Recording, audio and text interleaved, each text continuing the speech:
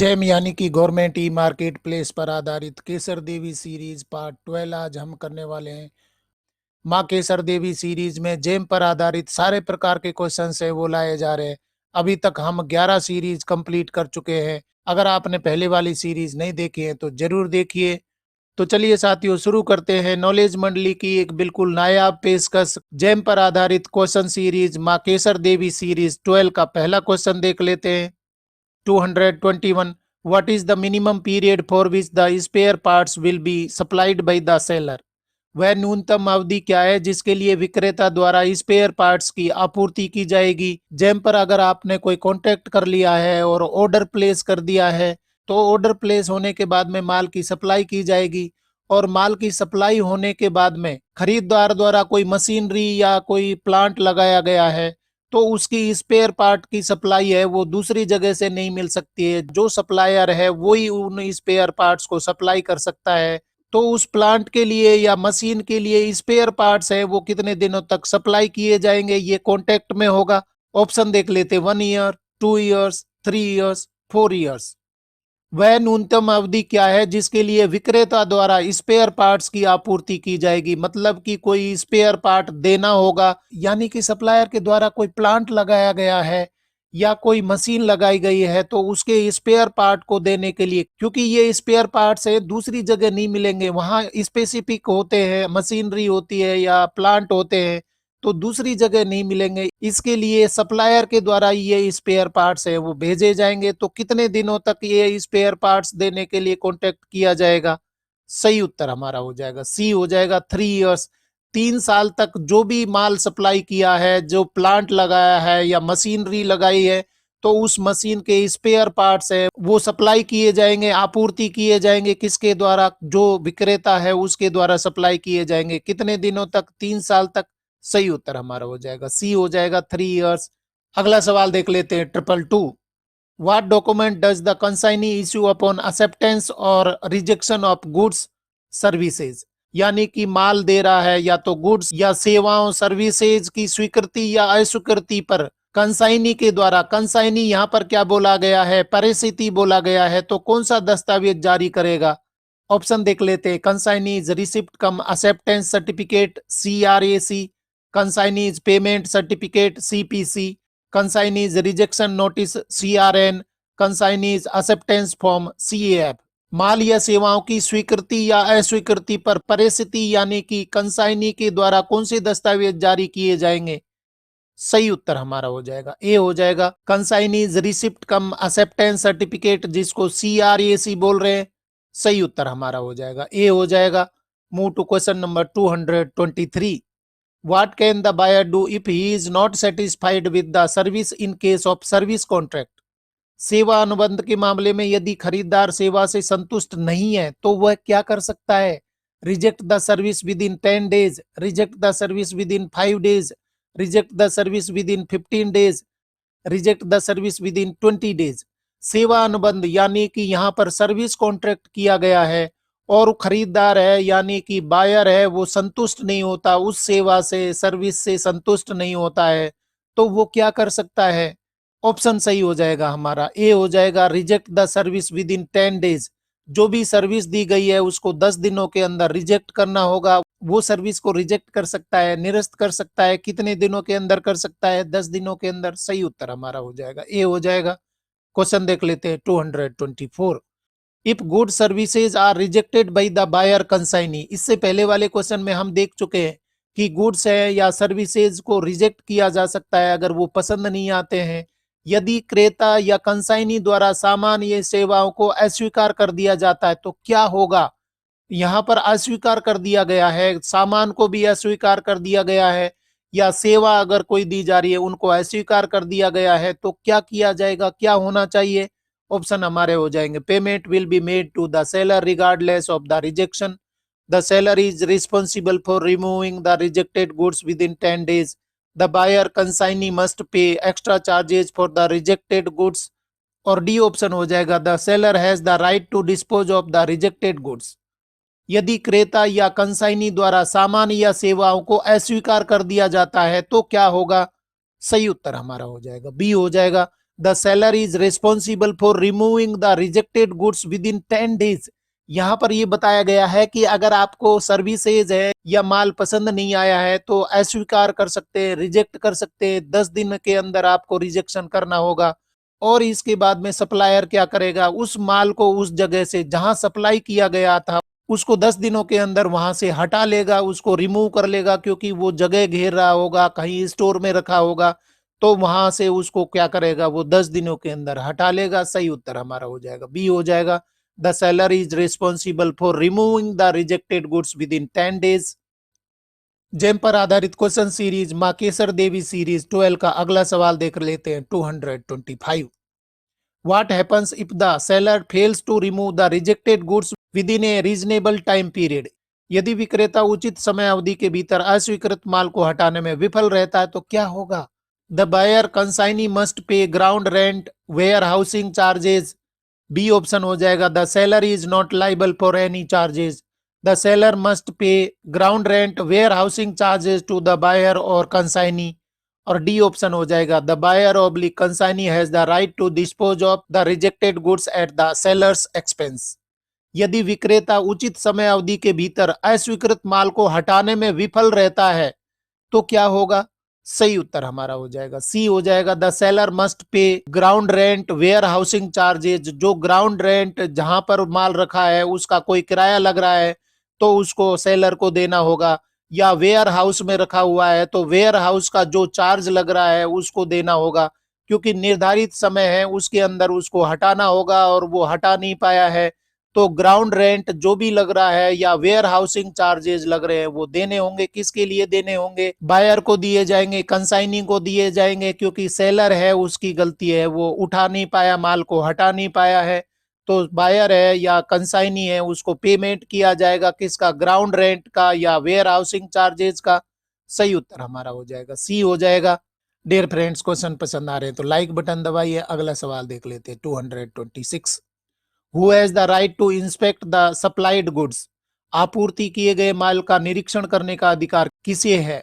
Manufacturer, seller, buyer oblique consignee, appointed agency, consignee site. आपूर्ति किए गए माल का निरीक्षण करने का अधिकार किसको प्राप्त है?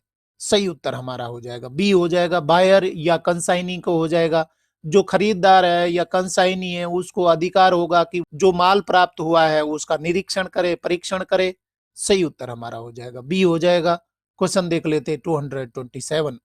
100% payment will be made for the goods with in how many days after having the consignee receipt come acknowledgement certificate, जिसको हम बोल रहे हैं CRAC, and submission of bill issued online.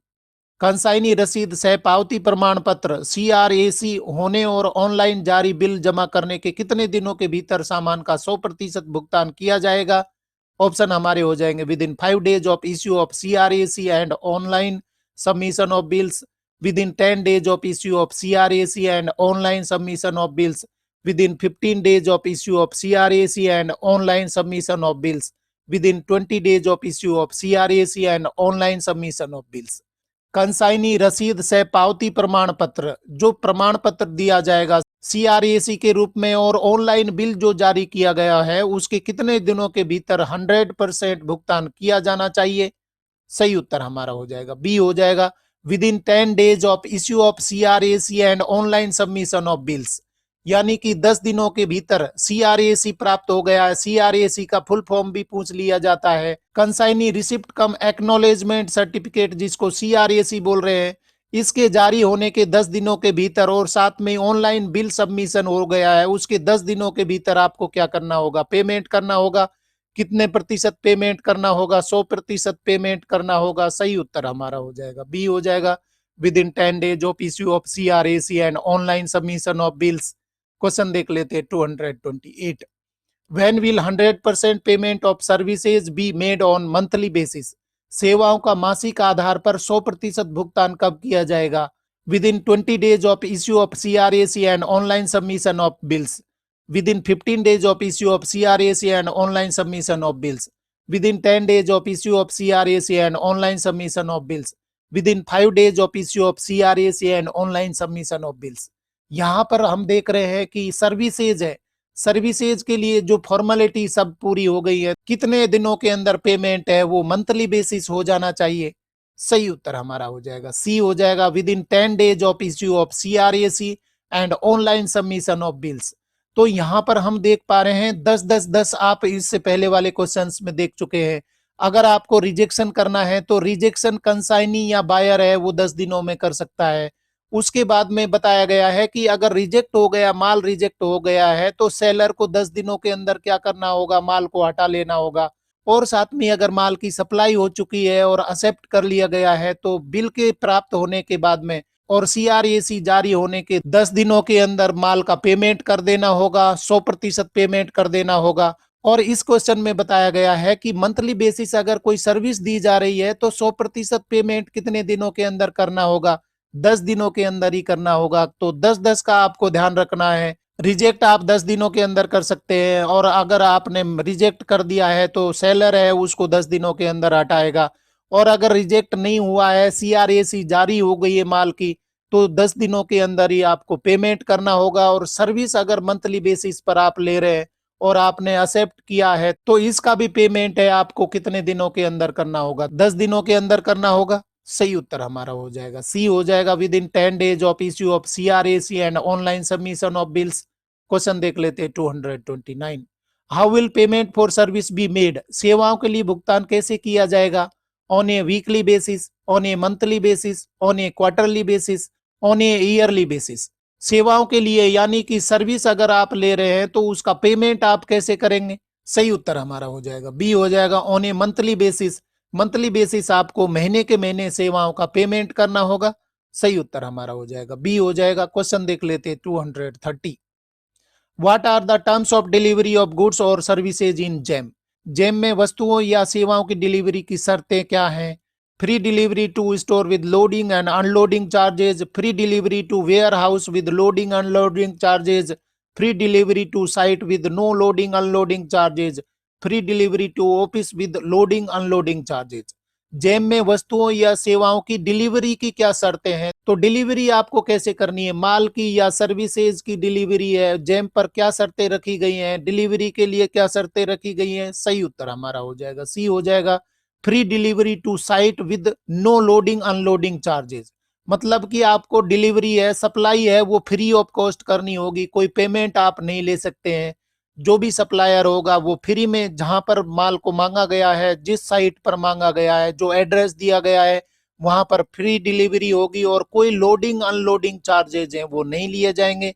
सही उत्तर हमारा हो जाएगा सी हो जाएगा, free delivery to site with no loading unloading charges. ये शर्तें हैं डिलीवरी की जेम पर। साथियों, पुरानी परीक्षाओं में जेम पर आधारित क्वेश्चन भर भर के पूछे गए थे, और आगामी परीक्षाओं में भी ये क्वेश्चन पूछे जाएंगे। अगर आपको क्वेश्चन पसंद आ रहे हैं तो लाइक बटन दबाइए, और आप कमेंट करके भी बताइए कि किस तरीके के क्वेश्चन आपको पसंद आ रहे हैं। आपको कोई डिमांड है तो वो आप कमेंट कर सकते हैं। नया सवाल देख लेते हैं 231। If the supply of goods is accompanied by the requirement of installation, commissioning and other services, what will be included in the offer price. यदि माल की आपूर्ति के साथ स्थापना, कमीशनिंग और अन्य सेवाओं की आवश्यकता भी हो तो प्रस्ताव मूल्य में क्या शामिल किया जाएगा। ऑप्शन हमारे हो जाएंगे cost of transportation, cost of packaging, cost of loading unloading, cost of installation, commissioning and other services. यदि माल की आपूर्ति सप्लाई के साथ में स्थापना यानी कि इंस्टॉलेशन, कोई कमीशनिंग है और कोई अन्य सेवाओं की आवश्यकता है तो ऑफर प्राइस में क्या शामिल किया जाना चाहिए। सही उत्तर हमारा हो जाएगा डी हो जाएगा, cost of installation, commissioning and other services. जो भी इंस्टॉलेशन चार्जेज होंगे या कमीशनिंग कोई देनी होगी और कोई अदर सर्विसेज है तो उनको रखना होगा किसमें, ऑफर प्राइस में रखना होगा। सही उत्तर हमारा हो जाएगा डी हो जाएगा, cost of installation, commissioning and other services. नया सवाल देख लेते हैं 232।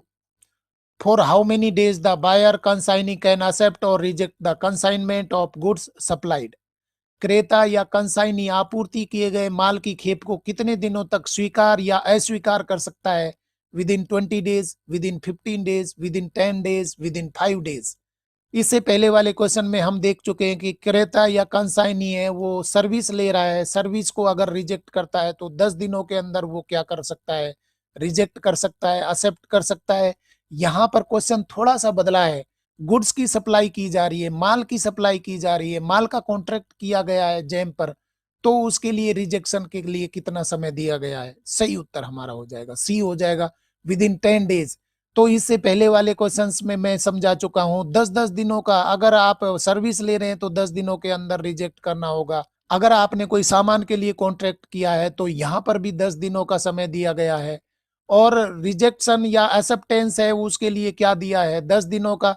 और साथ में क्या बताया गया है कि अगर आपने रिजेक्ट कर दिया है तो माल को साइट से हटा लेना होगा सप्लायर के द्वारा, कितने दिनों के अंदर? 10 दिनों के अंदर। और ये रिजेक्ट नहीं किया है, 10-10 दिनों का समय सर्विस के लिए भी दिया गया है, गुड्स के लिए भी दिया गया है, और हटाने के लिए 10 दिन दिए गए हैं। साथ में अगर आपने एक्सेप्ट कर लिया, सीआरएसी जारी कर दिया है, तो सर्विस के लिए भी 10 दिन दिए गए हैं, और साथ में आप गुड्स के लिए भी 10 दिन बोल सकते हैं।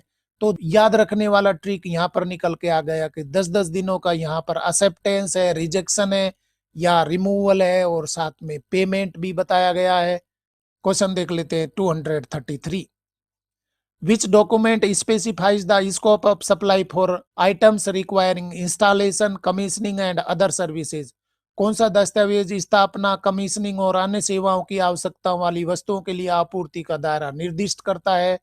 Product category specification oblique STC oblique ATC, service terms and conditions, annual turnover certificate, goods and service tax, GST certificate? कौन सा दस्तावेज स्थापना, कमीशनिंग और अन्य सेवाओं की आवश्यकता वाली वस्तुओं के लिए आपूर्ति का दायरा निर्दिष्ट करता है? सही उत्तर हमारा हो जाएगा ए हो जाएगा, product category specification. Product category specification है, यह आपूर्ति का दायरा निश्चित करता है किसके लिए? जहां इंस्टॉलेशन करना हो, कमीशनिंग हो या कोई दूसरी सर्विस हो, तो प्रोडक्ट कैटेगरी स्पेसिफिकेशन है। साथ में एसटीसी और एटीसी है, ये भी निर्धारित करती हैं। तो आपूर्ति का दायरा निर्दिष्ट करने के लिए ये सब चीजें जरूरी हो जाएंगी। सही उत्तर हमारा हो जाएगा ए हो जाएगा, product category specification oblique STC oblique ATC. यहाँ पर एसटीसी का मतलब है स्पेसिफिक टर्म्स एंड कंडीशंस, और एटीसी का मतलब है एडिशनल टर्म्स एंड कंडीशंस। अगला सवाल देख लेते हैं 234। What does the seller indicate in the awarded contracts on GeM? विक्रेता जेम पर दिए गए अनुबंध में क्या दर्शाता है? The quality of the supplied goods, the quantity of the supplied goods, the price of the supplied goods, the delivery location of the goods? विक्रेता जेम पर दिए गए अनुबंध में क्या दर्शाता है? सही उत्तर हमारा हो जाएगा बी हो जाएगा, the quantity of the supplied goods. जो माल की आपूर्ति की गई है उसकी क्वांटिटी बतानी होगी, मात्रा बतानी होगी, ये अनुबंध में दर्शाया जाएगा। सही उत्तर हमारा हो जाएगा बी हो जाएगा, the quantity of the supplied goods. GeM पर आधारित क्वेश्चन सीरीज मां केसर देवी सीरीज 12 का अगला सवाल देख लेते हैं 235। What happens if there is a modification to the awarded contracts? यदि दिए गए अनुबंध में कोई संशोधन होता है तो क्या करना होगा? The seller can make the modification unilaterally, the buyer can make the modification unilaterally, both the seller and the buyer must mutually agree on the modification, और डी ऑप्शन हो जाएगा, the modification is not allowed once the contract is awarded। यदि दिए गए अनुबंध में कोई संशोधन होता है तो क्या करना होगा? सही ऑप्शन हमारा हो जाएगा सी हो जाएगा, both the seller and the buyer must mutually agree on the modification। कोई कॉन्ट्रैक्ट हो चुका है, फाइनल हो चुका है, तो कोई मॉडिफिकेशन आपको करना है, संशोधन करना है, तो एक की तरफ से नहीं हो सकता, दोनों मिलजुल करके और संशोधन कर सकते हैं, मॉडिफिकेशन कर सकते हैं। दोनों की लिखित सहमति है वो होना जरूरी हो जाएगा। सही उत्तर हमारा हो जाएगा सी हो जाएगा, both the seller and the buyer must mutually agree on the modification. साथियों, जेम के क्वेश्चन अगर आपको पसंद आ रहे हैं तो अपने मित्रों को जरूर बताइए। नया सवाल देख लेते हैं 236। Under what conditions can the buyer extend the delivery date? किन परिस्थितियों में खरीदार या कंसाइनी डिलीवरी तिथि बढ़ा सकता है? Only if the seller request it, only if there are force majeure conditions on the ground reasons of delay attributable to the buyer consignee, और डी ऑप्शन हो जाएगा ऑल दी अबो। सही उत्तर हमारा हो जाएगा डी हो जाएगा all the above. Only if the seller request it, मतलब कि डिलीवरी तिथि है वो उसको बढ़ाने के लिए सेलर रिक्वेस्ट करता है तो खरीदार या कंसाइनी है तिथि बढ़ा सकता है। साथ में if there are force majeure condition, कोई ऐसी विकट परिस्थिति आ जाती है कि वो लोगों के हाथ में नहीं हो, हमारे हाथ में नहीं हो, तो उन परिस्थितियों में भी खरीदार कंसाइनी है वो तिथि बढ़ा सकता है। On the ground reasons of delay attributable to the buyer consignee, ये भी हो सकता है कि बायर या कंसाइनी है वो किसी कारण से तिथि बढ़ाने के लिए रिक्वेस्ट कर सकता है। तो ये कहा जा सकता है कि कुछ परिस्थितियां ऐसी होती है कि सेलर सप्लाई देने में असमर्थ होता है तो वो रिक्वेस्ट कर सकता है और खरीदार के द्वारा या कंसाइनी के द्वारा तिथि बढ़ाई जा सकती है। या कोई ऐसी परिस्थिति आ जाए कि वो किसी के हाथ में नहीं हो तो तिथि बढ़ाई जा सकती है। या बायर या कंसाइनी है उनके पास में कोई ग्राउंड या रीजन कोई हो डिले करने के लिए कारण हो कि हम सप्लाई लेने में असमर्थ हैं, सप्लाई आप अभी मत करिए, तो ये सभी परिस्थितियों में वो क्या कर सकता है, तिथि बढ़ाने के लिए परमिशन दे सकते हैं। कौन दे सकते हैं? खरीदार या कंसाइनी दे सकते हैं। सही उत्तर हमारा हो जाएगा डी हो जाएगा ऑल दी अबव। क्वेश्चन देख लेते हैं 237। Who is responsible for providing the warranty guarantee for the delivered goods? वितरित माल के लिए वारंटी या गारंटी प्रदान करने के लिए कौन जिम्मेदार है? बायर या कंसाइनी, मैन्युफैक्चरर या seller, appointed agency, consignee site. वितरित माल के लिए वारंटी देना या गारंटी प्रदान करने के लिए कौन जिम्मेदार होगा? सही उत्तर हमारा हो जाएगा बी हो जाएगा, मैन्युफैक्चरर होगा या सेलर होगा। या तो मैन्युफैक्चरर है वो सेलर के माध्यम से, एजेंट के माध्यम से माल की सप्लाई कर रहा है तो गारंटी निश्चित रूप से उसके द्वारा दी जाएगी। या सेलर कोई माल की सप्लाई कर रहा है तो वारंटी गारंटी देने के लिए कौन रिस्पॉन्सिबल होगा? मैन्युफैक्चरर होगा या सेलर होगा? सही उत्तर हमारा हो जाएगा बी हो जाएगा, मैन्युफैक्चरर और सेलर। क्वेश्चन देख लेते हैं 238। What happens if the price trend is not lower during the extended delivery period? यदि विस्तारित डिलीवरी अवधि के दौरान कीमत का रुझान कम नहीं होता है तो क्या होगा? The buyer can increase the price, the seller will be penalised with the liquidated damage, the seller will be responsible for recovering the liquidated damages. और डी ऑप्शन हो जाएगा, the buyer will be responsible for recovering the liquidated damages.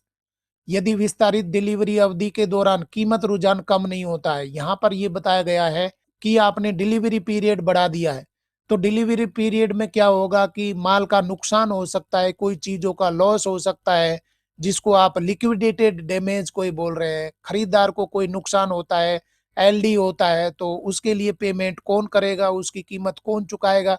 क्योंकि कीमतें हैं वो कम नहीं हो रही हैं तो इसके पेमेंट को कौन करेगा? सही उत्तर यहाँ पर हो जाएगा सी हो जाएगा, the seller will be responsible for recovering the liquidated damage. कोई नुकसान होता है, माल की क्षति होती है या लिक्विडेटेड डैमेज कोई होता है तो सेलर उसको क्या करेगा, उसकी भरपाई करेगा। सही उत्तर यहाँ पर हो जाएगा सी हो जाएगा, the seller will be responsible for the liquidated damages. Move to question number 239. Can the seller increase the price after the original refixed delivery date during the extended period? क्या विक्रेता विस्तारित अवधि के दौरान मूल या पुनः निर्धारित डिलीवरी तिथि के बाद कीमत बढ़ा सकता है या नहीं बढ़ा सकता? ऑप्शन देख लेते हैं, yes but only if there are force majeure conditions, yes but only if the buyers request it, no the price can not be increased on any ground. और डी ऑप्शन हो जाएगा, yes the seller can increase the price for any reason. क्या विक्रेता विस्तारित अवधि के दौरान मूल या पुनः निर्धारित डिलीवरी तिथि के बाद में कीमत बढ़ा सकता है? सही उत्तर हमारा हो जाएगा सी हो जाएगा, no the price can not be increase on any ground. तो यहां पर यह बताया गया है कि हर समय खरीदार का फायदा छिपा होगा। जैम है वो क्या कर रहा है, खरीदार को बेनिफिट देना चाह रहा है। अगर कोई डिलीवरी पीरियड एक्सटेंड किया गया है तो सेलर रिस्पॉन्सिबल होगा, लिक्विडेटेड डैमेज के लिए, कोई नुकसान के लिए वो भरपाई करेगा। परंतु अगर कीमतें बढ़ गई हैं तो कीमत नहीं बढ़ाई जाएंगी क्योंकि एक लिमिट हो गई है, उस पर कॉन्ट्रैक्ट हुआ है, उससे ज्यादा अगर प्राइस बढ़ती है तो उसके लिए रिस्पॉन्सिबल कौन होगा? उसके लिए रिस्पॉन्सिबल सेलर होगा। खरीदार है वो कोई भी कीमत अधिक नहीं देगा, परंतु अगर कीमतें डाउन होती हैं तो फायदा पहुंचाया जाएगा, खरीदार को फायदा पहुंचाया जाएगा। सही उत्तर हमारा हो जाएगा सी हो जाएगा, no the price can not be increased on any ground. और साथियों देख लेते हैं गवर्नमेंट ई मार्केट प्लेस यानी कि जेम पर आधारित मां केसर देवी सीरीज 12 का अंतिम question 240। What is the essence of the contract? अनुबंध का सार तत्व क्या माना जाता है?